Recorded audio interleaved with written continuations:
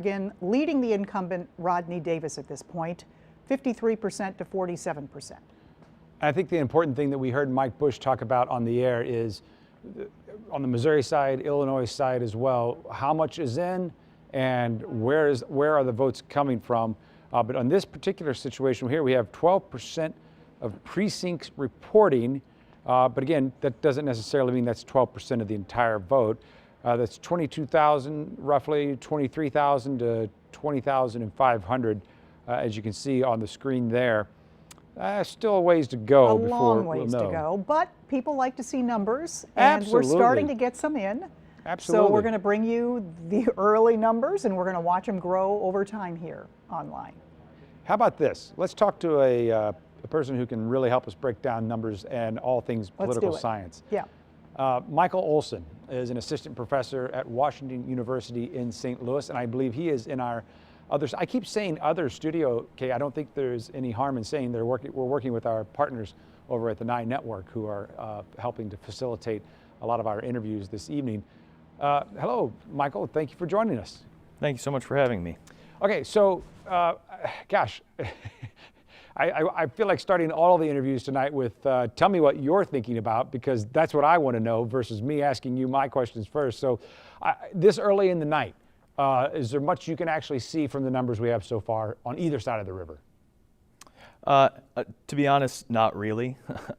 Looking at Missouri state politics, the state has such an urban-rural divide that it's almost impossible to know how an election is going statewide with just a few precincts. At the risk of taking us down a tangent, so I know Sam and Kay will reel me back in if I do, but you brought up what I think is one of the biggest issues in this entire election across the country. Do we really have red and blue states, or does every state have red rural areas and blue cities? And at what point are we going to have to come to terms with that and deal with the politics of that to where both sides can see that they need each other to survive? Sure, yeah, it's a great question, and I think you're absolutely right that we're not really seeing red and blue states so much. I mean, Missouri, for example, solidly red state, at least for the past decade or so. But you look at a map, you've got these bright blue dots, Kansas City, St. Louis, and maybe even Columbia a little bit. And that's in real contrast to what it looked like, even 2000, 2004, when you had some rural areas, the Boot Heel, the sort of corridor across the middle of the state, which looked, at least a touch more blue at that time. So is that, can we function like that? I guess that's the short question to potentially a long conversation. Sure, yeah, there's a number of directions you could come from to answer something like that. I think for me, that's why we have elections. People don't have to agree, but they have to sort of abide by the results and deal with the way things turn out. Yep. And so, Missouri, in all likelihood, this year is going to be a red state again, and there's just going to have to be some mutual tolerance between the urban and rural areas. Well said. Let's talk a little bit about the issues. We've talked a lot about the 2nd Congressional District, so maybe we'll wait on that for just a second, because I'd like to talk about some of the other statewide stuff, because I know you follow a lot of it. Amendment 3, gosh, that one had a lot of money on the anti side, but it's one of those issues that's maybe kind of hard to get people interested in. Should they be? Is this important? Yeah, I think that's exactly right. It's not a sort of super appealing topic for people, but it's really, really important. Some of the most clear research in political science that we have shows that the type of independent redistricting commission that Clean Missouri put in can really make a big difference when it comes to drawing sort of districts that don't disproportionately favor one side or the other. And so the fact that Amendment 3 here is sort of trying to roll back that effort, I mean, it's, will it flip the state house? No. But will it potentially make a difference in the way that people are represented? Yes. I should have done a better job of laying that out. Amendment 3, the proponents called it Cleaner Missouri, because the proponents of Amendment, I think it was 1, last time called it Clean Missouri a couple of years ago. That overwhelmingly passed, reined in a lot of campaign spending and gifts from lobbyists and things like that. But really, the meat of it was how we draw up our legislative districts in the state. this time Amendment 3 tried to, I think both sides are probably guilty of trying to dress it up with some campaign finance reform when both sides really wanted that redistricting issue. So we'll see if it goes down or not. But like you said, it was the voters previously gave that job to a demographer to draw up the maps. Right. Now this particular Amendment 3 wants to put it in the hands of a governor-appointed bipartisan commission. And like you said, a lot of people on the anti-side have been saying that could, well, they argue it can negatively affect areas with younger populations, places with families like St. Charles County, St. Louis County, the city with a younger population there. But right now, according to the numbers here, it's behind. It's not. It's failing as we speak so far, with only 3% of the precincts reporting. When you look at when you look at the Congressional 2, Missouri 2, what are you watching for there? That's one that we know that we're talking about a lot tonight, but the country, at least in terms of the politicos in the Democratic and Republican parties, they're focused on just a few congressional races that could flip around the country, and Mo 2 is one of them, as you see the numbers there. What are you looking at there? Yeah, absolutely. I mean, this is the sort of a sort of classic. You know, there's so much talk about President Trump's difficulties in the suburbs, and this race is a perfect example of that. I mean, Ann Wagner really never faced much of a difficult challenge until 2018, and then you get really a relative political novice giving her a pretty good run for her money. And this year, the Democrats get a much better candidate, a state senator who sort of represents part of the district. She's got a lot of national Democratic money behind her, and so I expect this to be a close race, and in a lot of ways, a sort of bellwether for how the night's going for Democrats. We're looking at the state of Missouri here. These are this is the gubernatorial race here, but it might inform that Missouri 2, which is really red here, and blue here, and likely going to be red here in St. Charles County. Would you say that things have changed in the electorate in this area, as we've seen Ann Wagner win easily, then not so easily last time, and then potentially have a real run for her money this time around? Or is it external factors like the economy, like COVID, like President Trump? Sure. I mean, I really think certainly COVID, and it's hard to discount the impact of COVID on anything this election, I think, and President Trump. But it's sort of an interesting phenomenon where we talk about this urban-rural divide, but the suburbs kind of get caught in the middle. And this is, you know, a little bit more of an outlying suburban district. It's overwhelmingly white. It's very wealthy. It's the type of place that you'd expect sort of a Reagan Republican to do extremely well.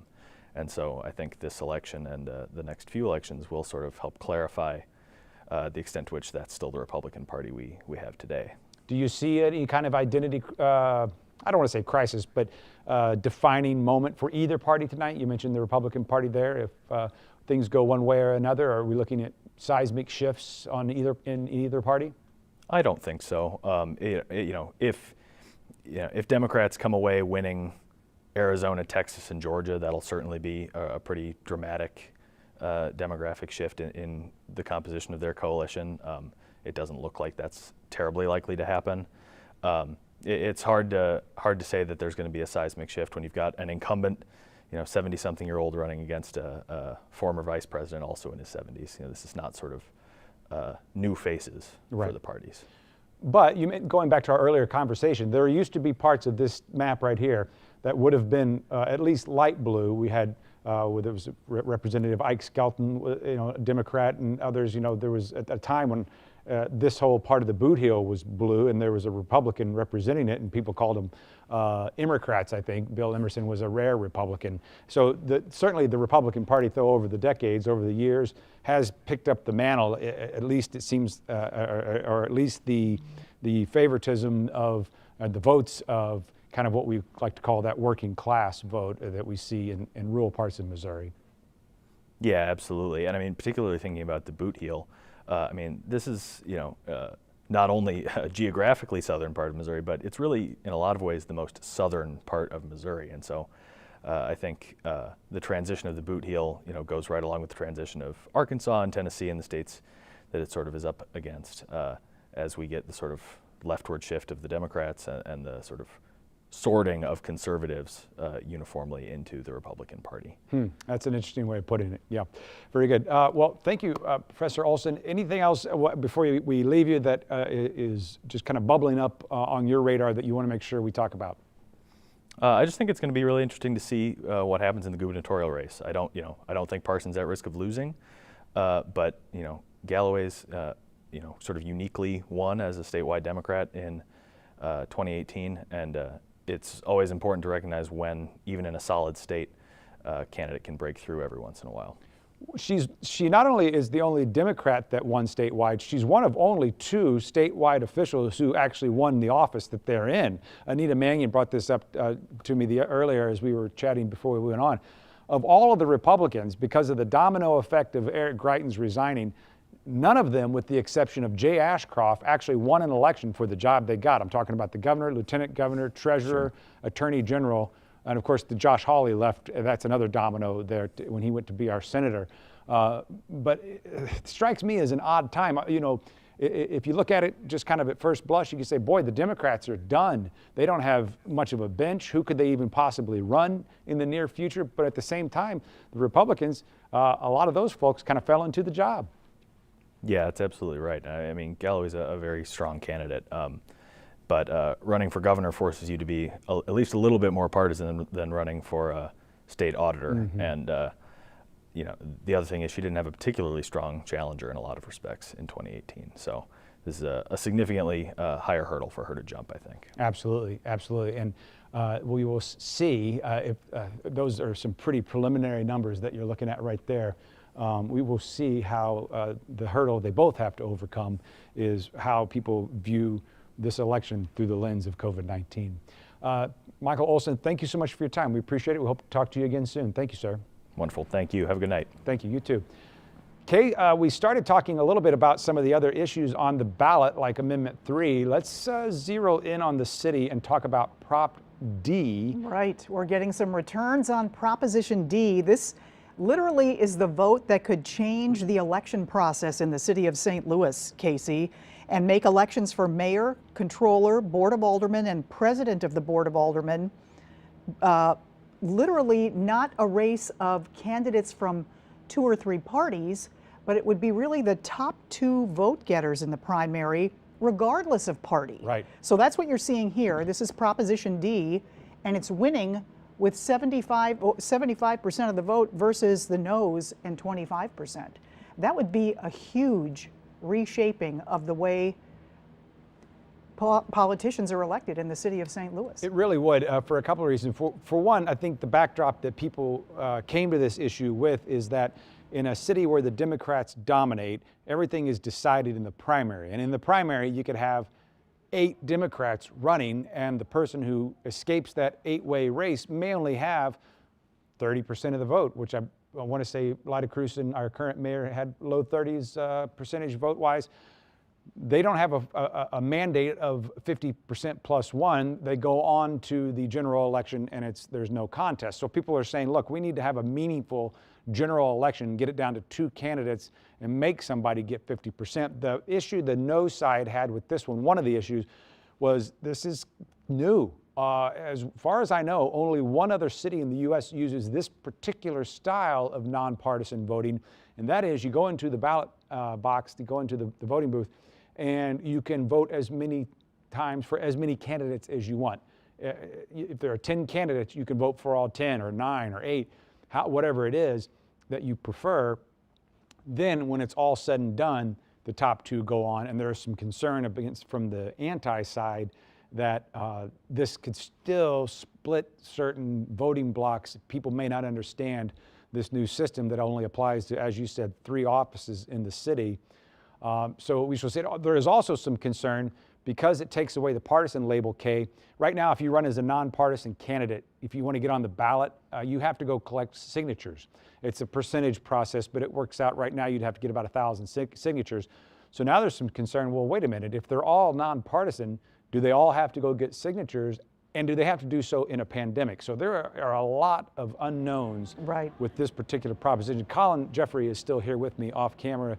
I'm just curious, Colin, if we know where those votes. Well, it's 1% of precincts too, Casey. 1%. So it's very small. So once again, let's not make too Right. much of it just yet. But we're dedicated to bringing you what we have. So I that's concur. why we're bringing you Oh property. no, I'm not questioning that at all. I think it's important to watch it come in. It's a form of transparency, I would argue. Last note on that, and I'll stop with my word vomit on Prop D. But You're fine. the Board of Aldermen, they got enough votes to pass a resolution against it, and maybe they just want to keep their jobs more easily. I don't know. The Democratic Party came out officially against it. Maybe they want to keep their party structure. Tashara Jones, the treasurer, who might benefit from a race like this if she were to, because she would have likely made it into a runoff against Mayor Crewson last right. time. A Yeah, 1-2, and she's most correct. likely going to run. She has not announced, but don't forget, as soon as this election is over, we've got a mayoral race in the spring of 2021. Coming up, right. This all has implications that could come to be pretty quickly in the city of St. Louis. So many implications, and it brings the question, when is a race called? A lot of people have been asking about that. Abby Larico takes a look at the process to declare a winner. Watching TV on Election Day is kind of like listening to a sporting event on the radio. You rely on the announcers to tell you what's happening, keep score, and eventually declare a winner. Well, here's how we call races. First, some election night vocabulary. A race is too early to call if there's not enough data in yet, and too close to call if margins are so narrow there will likely need to be a recount. You might also hear about a projected winner. The vote count isn't complete, but the polls are closed and there's enough information to make a strong prediction. A winner is clearly ahead and it's virtually certain they'll win. An important note here though, this is all reporting lingo. Official winners can't be declared until votes are certified in each state weeks after the election. And be wary of using the percentage of precincts reporting to know how far along we are in counting, especially this year. Sometimes all votes that are cast early or by mail count as just one precinct, or the precinct can be reporting but not actually done counting yet. Many news organizations, including Five on Your Side, follow reports and projections made by the Associated Press, an international news service. The AP relies on thousands of trained race callers around the country watching the counts come in, drawing conclusions only after polls close and voting jurisdictions begin posting tallies. The AP no longer relies on exit polls and declares a winner only after the other candidate has no path to victory. This year, more than ever, they'll have to consider changes that could come as mailed ballots are counted before making calls. And at Five on Your Side, election night also means a team of employees reaching out and collecting vote counts from local election authorities for our local races and ballot issues. Our decision desk will look a little different in 2020, but our commitment to accuracy is the same. With your know to vote, I'm Abby Larico, Five on Your Side. And historically, Casey, it's not all that unusual for the results of a presidential election to not be known for a day or more. In 2008, we reported this earlier this week. I feel like I should credit Anina Mannion on just about every story we do because she brings so much to the stories we do. Yeah. But we were talking with her, actually maybe this might have been yesterday, the days run together. 2008, Missouri was the closest state in the country in the presidential race. That would have been Senator Obama at the time and Senator John McCain. And it took some time. It came down to, I think, about 3,000 or so votes, closest in the country. And then go back to 2000, anybody who was alive at that time knows that it took several weeks, took about a month, Right. I think, here in Missouri before we knew the presidential winner. Well, it's a tremendous undertaking, and like I said earlier, we want to make sure every single vote gets counted. That's the important thing. Absolutely. So we're willing to wait as long as that takes. All right, stick with us. I'm on overtime. I think we should wait all night. Me too. Mike Bush is up next. He'll have an update with more election results. And of course, you can always get the latest on KSDK.com and on the Five on Your Side app. We'll be right back. Don't go away.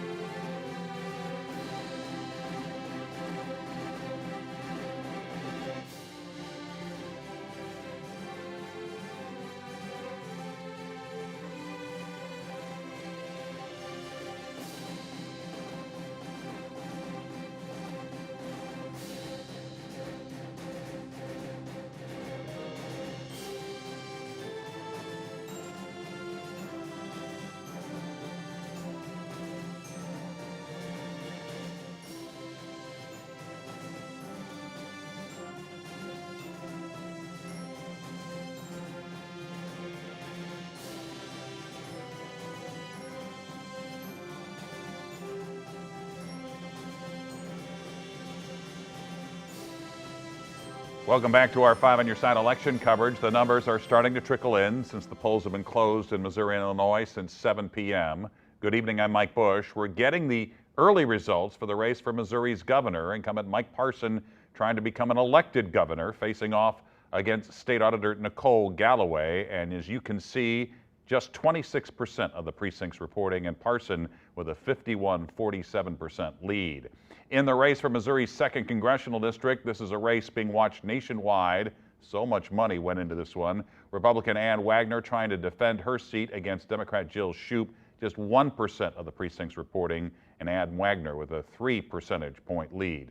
Another race we're watching closely tonight is the 13th Congressional District in Illinois. Incumbent Republican Representative Rodney Davis trying to defend his seat against Democratic challenger Betsy Londrigan. This is a rematch of the 2018 race, which was very close. It is close once again. 30% of the precincts reporting, and Rodney Davis with a slight lead. In the race for Illinois' 12th Congressional District, incumbent Republican Mike BOST, he's the former state rep and firefighter. He is challenged by Democrat Ray Lenzy, the 73-year-old who calls himself the jobs and labor candidate. Mike BOST expected to win this one, and he is well in front.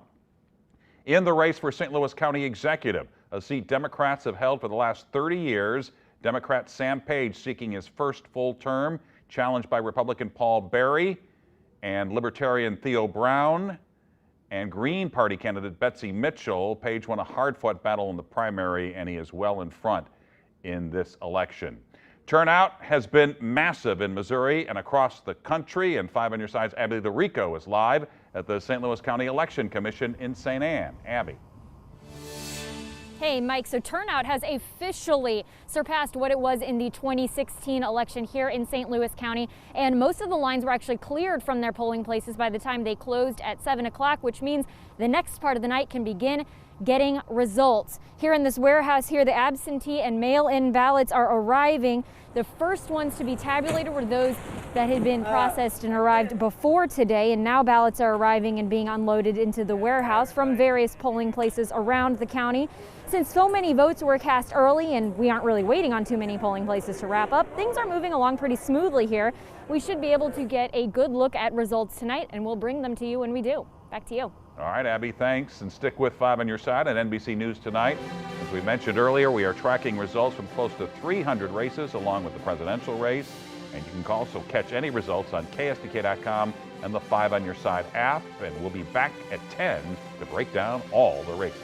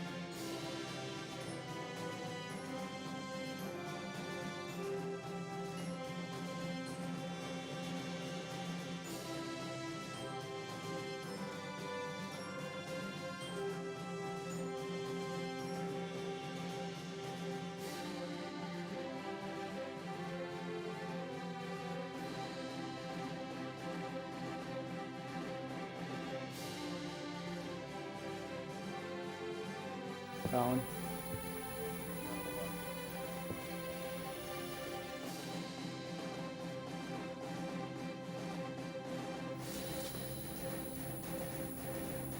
It's up all the way. I can't. You can hear me?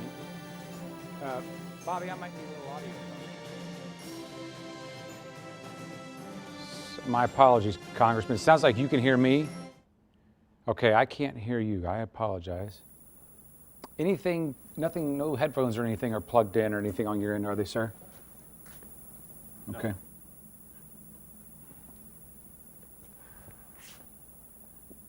Well, Let's try and do this.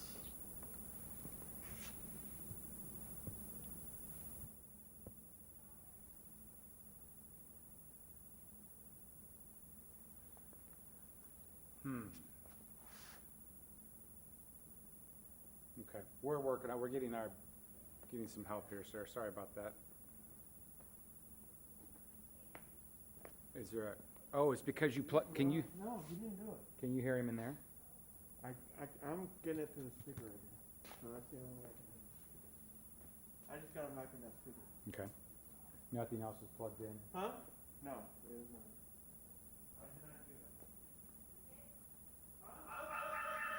Oh, there we go. That was, oh, that was, okay. No, that, well, What happened here? go non-video, I can hide you.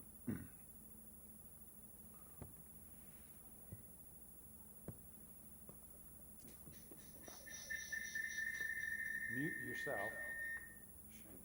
Just mute yourself. And I should be able, hey, No, the problem is it's hearing something. yeah, Mute yourself there. Try that. well, okay. Mute yourself on that. Okay, now, Just gotta close that meeting window you have open. I wanted to- right-hand corner. I wanted to hide you though, but that's okay. Congressman, I see something that says that you're muted. Up he is. Oh, Okay. See if you can hear him there. I've got to turn mine on. You need to hit mute on there. Okay. Okay. What about now? Yeah, now I, Do a countdown? yep, I hear you, sir. Can you hear me okay? Now I can't hear you. Okay. Okay, now. Now you Now can, I hear okay, you. okay. Let's see. There we go. Now you unmute there.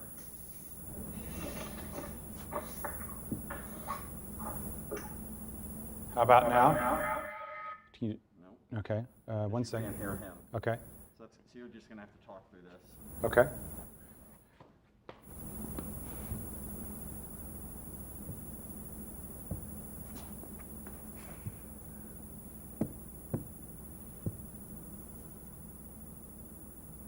I don't know why it keeps showing you. The sound is coming through me. Yeah, but I keep saying hide non-video. You got your video turned off, right? Yeah.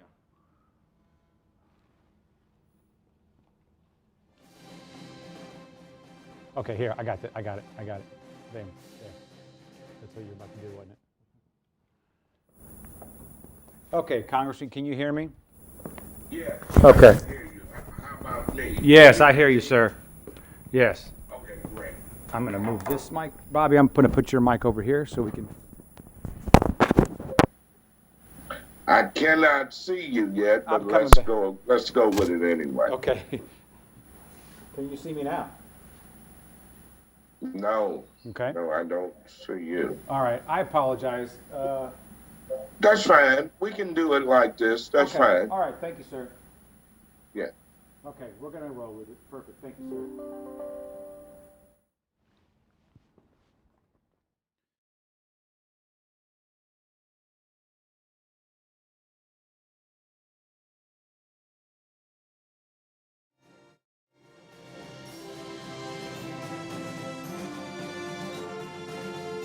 Election 2020 coverage on this Tuesday evening. We are live with the latest results. I'm here with 5 on Your Side reporter Casey Nolan. And Casey, a political dynasty came to an end in Missouri's 1st Congressional District back in the primary when Cori Bush defeated Congressman Lacy Clay, the Clay family having held that seat from 1968 on for 52 years. An amazing political run for an incredible political family. And now it's a changing of the guard, really. And you have an important guest who's going to talk all about that right now. I do, Kay. Thank you. Congressman, can you hear me? It's Casey Nolan in St. Louis. Yes, Casey, I can hear you. How am I coming through? We hear you loud and clear, sir, and we've got you on now. We are on our live stream right now. Thank you for joining us. It's not often you get the chance to talk to somebody with 2 decades of experience in Congress and the freedom to say exactly what he thinks now. In all seriousness, how does it feel to be sitting this one out tonight? Well, it's a transition for me. I mean, after 37 years of elective office, this is the first general election that I've gone through and not been on the ballot. So my wife, my family, and I are looking forward to life as a private citizen. But I think tonight has been so exciting for me to watch the returns come in, and it tells me that the American people have really won today for showing up and casting their ballots despite voter suppression and disenfranchisement attempts. And we must count every vote so that we have a true determination of who will lead this country over the next 4 years. Can I ask you a somewhat hard question? Are there things changing in this country, or particularly in the first district, or do you feel like maybe you did something wrong in a strategic way that cost you that election? It was probably a matter of strategy and things change. I mean, but here's what I do hope. And I wish the Congresswoman-elect Cori Bush all of the success for the district and for the sake of all of us, that she actually succeed in Congress. And I think it'll be interesting to see how she balances or navigates the different constituencies in the district. For the 1st Congressional District is a voting rights district. It was created out of the 1965 Voting Rights Act. In 1967, the state legislature redrew the lines of that district. And now I will be interested to see how she balances the new white progressives who put her into office and the African American community. And sometimes those interests are counter to each other. So it'll be interesting to see how she approaches that. You bring up an interesting point there, because even on the controversial subject of defund the police, we see white progressives calling for that oftentimes more than the black community, the white progressives think that needs something like defund the police. There can be some interesting relationships there, to say the least. Well, all you have to do is look at the so-called progressive members of the Board of Aldermen and realize that whenever there's a vote that involves North St. Louis, they are always on the wrong side of whether it's for increasing access to health care in that community, or improving infrastructure, or bringing in and job creation. They are always opposed to that, and it's more of a paternalistic relationship of like they know what's best for North St. Louis when they don't even represent the area. And so those are going to be some of the challenges, and that's what I faced too in this election, and in this past election. But life goes on, and I've moved on. I've transitioned. I'm looking forward to private life.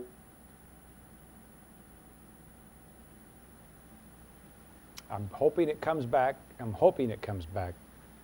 Congressman, if you can still hear me, we're frozen there just a little bit. I'll give it another second here. Kay, that was, I don't know if you can hear me, Kay, but that's a fascinating dynamic, the kind of the conflict between two groups who might actually think they're on the same side. The congressman's not pulling any punches there. very direct in what he had to say. Gosh, I really want this to, let me just make sure that it's nothing I can do on this end.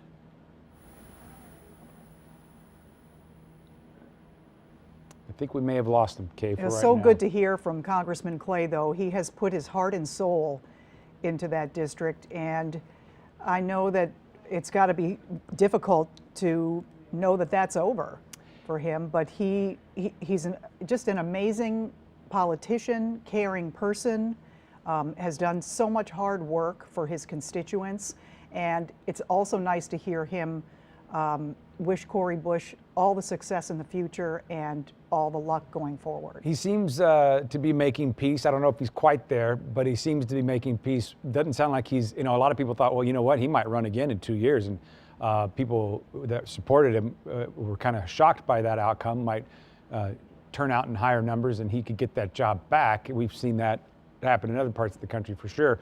It didn't sound like that's on his plate. And then back to what you were saying about him wishing Cori Bush well.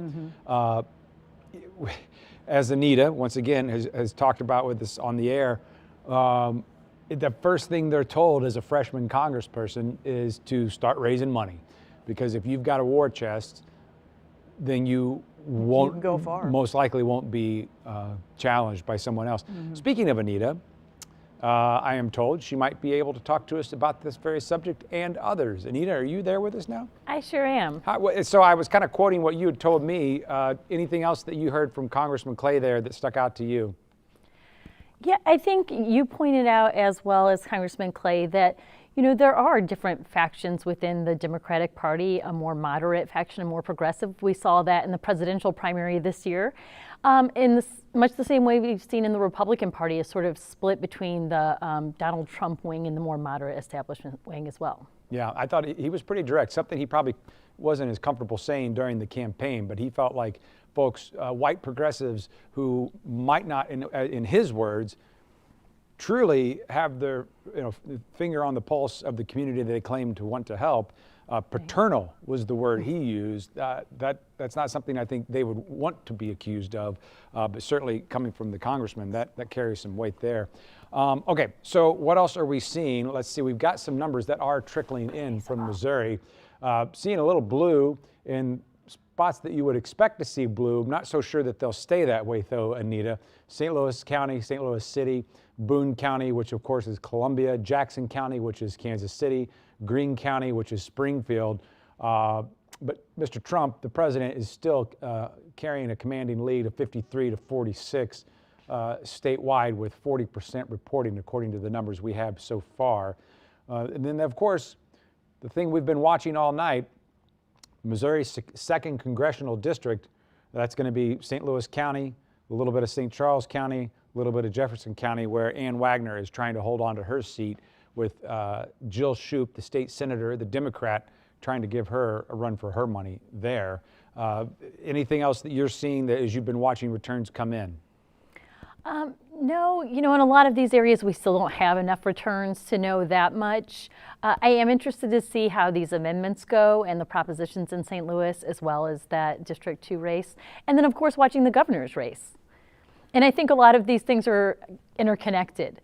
So if, Biden overperforms in Missouri, that's going to be good for Galloway and Shoup and maybe some of the more progressive amendments. And conversely, if Trump overperforms, then it would be the opposite. Let's just do that right now. So let's look at, this is the governor's race in Missouri. Let's start with the presidential race in Missouri. Back up for a second to where we just were. And you see with President Trump having a lead there, the blue in the main urban cores of the state. And then I'm going to flip the map and see if you notice much difference. And now we are looking at the governor's race. Not a whole lot has changed. Still those blue spots. Again, a lot of places with numbers yet to come in. But I think what I hear you saying is, Joe Biden, does he have to win for Nicole Galloway to even have a shot in Missouri? He doesn't have to win, but when Democratic presidential candidates have either won or come within a handful of points of winning in Missouri, then Missouri Democratic gubernatorial candidates do well. But if it's more than a 10-point margin that a Republican wins by, then bodes very bad for Nicole Galloway. We're looking at the numbers we have so far here, 55 to 45 in favor of the president. Now, if we go back to 2016, well, that looks like an improvement, even though that's a pretty, if those numbers were to hold, that's a significant win by the president. But my gosh, let's go back to 2016, Missouri presidential race. And don't forget, President Trump was out 20 points, 19 points over Hillary Clinton back then. So if you could bring it within 10 potentially. And of course, that was, when people thought that then Attorney General Chris Koster would beat the upstart outsider Eric Greitens, and Eric Greitens did not do as well as President Trump, but that lift was enough to give him the governor's mansion.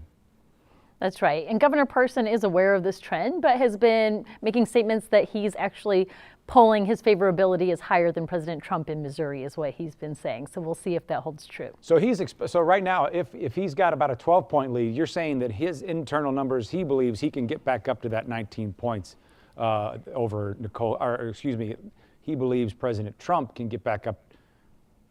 Why don't we start over? You're saying, tell me what you're saying. What I'm saying is that Governor Parson is saying that even if Trump's popularity is waning in Missouri, say Trump's margins narrow significantly, that Governor Parson believes that he himself is actually now more popular in Missouri than President Trump. I'm glad you said that. So that he it. will outperform Trump is sort of the statement that's being made. Yeah, I got it. I'm glad. Thank you for doing that. Sure. All right. Well, so we will wait. I think we're chomping at the bit because I think it's not just the horse race, but it's what these numbers can tell us about what is important to voters and how our state is changing one way or another or staying the same.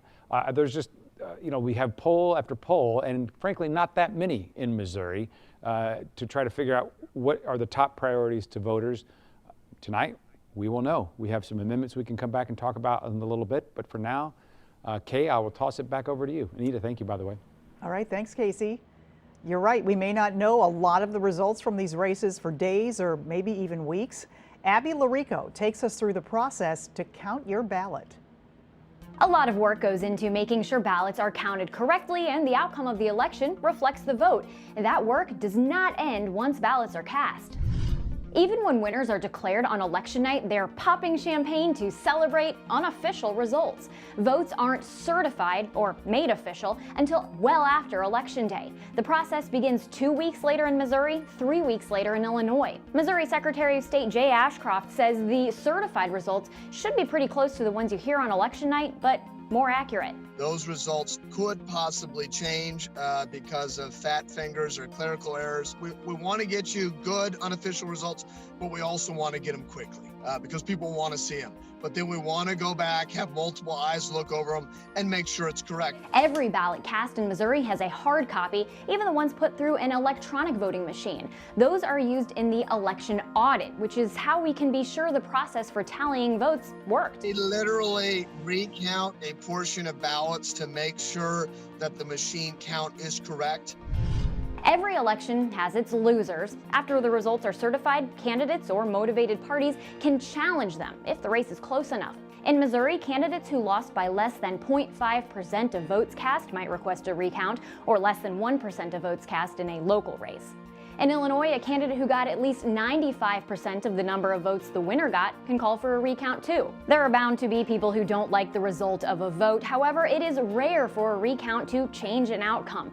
Most people will just be ranting about it over Zoom Thanksgiving. With your no to vote, I'm Abby Larico, 5 on your side.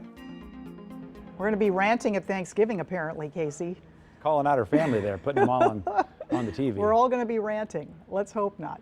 Okay, we do have some more returns, and we're going to bring you right now the St. Louis County executive race. Yeah, this is one you can't sleep on because, boy, there has been some passion that has been coming out against some of the edicts and mandates around COVID-19 from County Executive Sam Page. A lot of people were saying they would rally around Paul Berry, the Republican Paul Berry III. But so far, that has not turned out to be a serious threat. He has not been a serious contender. And we don't know the percentage of votes in right now, that's not on the slide. Yeah, that's going to be a key. Colin's kind of trying to look that up right now through the St. Louis County election website that we've had a little up and down with tonight. But remains to be seen. I mean, I heard some political folks say they thought Paul Berry might get to 40%. Anything more than that, they would be surprised, but we shall see as the numbers continue to come in. We have a long way to go. We do. It's going to be a long night. Casey, that'll do it for you and me. Yep. Mike Bush will have another update on election results coming up next. And then you can always get the latest results on KSDK.com, on the 5 on Your Side app. And of course, please be sure to join us for extended coverage on air starting at 10 p.m. Nice one.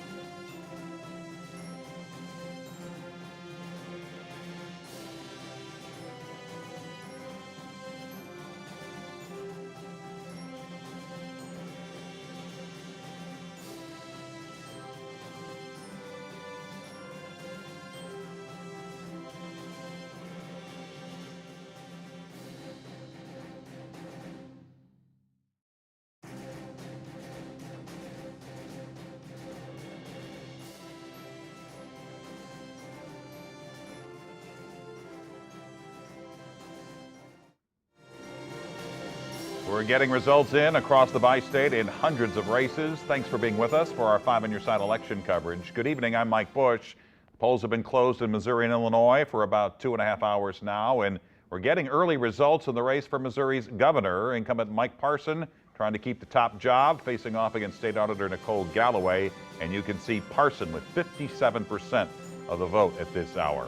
In the race for Missouri's 2nd Congressional District, Republican Ann Wagner defending her seat against Democrat Jill Shoup. This, though, only 1% of the precincts reporting. We're waiting for some new numbers, but Ann Wagner with this very, very early lead. Another race we're watching closely tonight is the 13th Congressional District in Illinois. Incumbent Republican Representative Rodney Davis trying to defend his seat against Democratic challenger Betsy Londrigan. This, of course, a rematch from 2018, and you can see with 45% of the precincts reporting in Illinois, Rodney Davis with a healthy lead right now. In the race for Illinois' 12th Congressional District, incumbent Republican Mike BOST challenged by Democrat Ray Lindsay. This was not expected to be a close race, and it is not. Mike BOST with 68% of the vote. In the race for St. Louis County Executive, Democrat Sam Page is seeking his first full term. He is challenged by Republican Paul Berry, Libertarian Theo Brown, and Green Party candidate Betsy Mitchell. Sam Page right now leading by 91,920 votes. Let's take a look now at St. Louis City and Proposition D. You know, since the city is such a Democratic stronghold, this proposition would establish nonpartisan elections for the office of mayor, comptroller, the board of aldermen, president, and the board of aldermen, meaning that you get to vote on all of the candidates, not just the ones affiliated with your political party. And you can see people with 34% of the precincts reporting are saying 69% of the time yes on St. Louis Proposition D. Now to Missouri Amendment 1, which would impose a 2-term limit for the offices of Lieutenant Governor, Secretary of State, Auditor, and Attorney General, just like the other state office holders have term limits. But you can see right now, with 26% of the precincts reporting, 52% of the voters say no to this. Stay with 5 on Your Side and NBC News Tonight. We're tracking results from close to 300 races, along, of course, with the presidential race, Donald Trump against Joe Biden. And you can also catch any results on KSDK.com and the 5 on Your Side app. We'll also have expanded results and break down all the races coming for you in about 30 minutes on 5 on Your Side at 10. Continue to watch 5 on Your Side.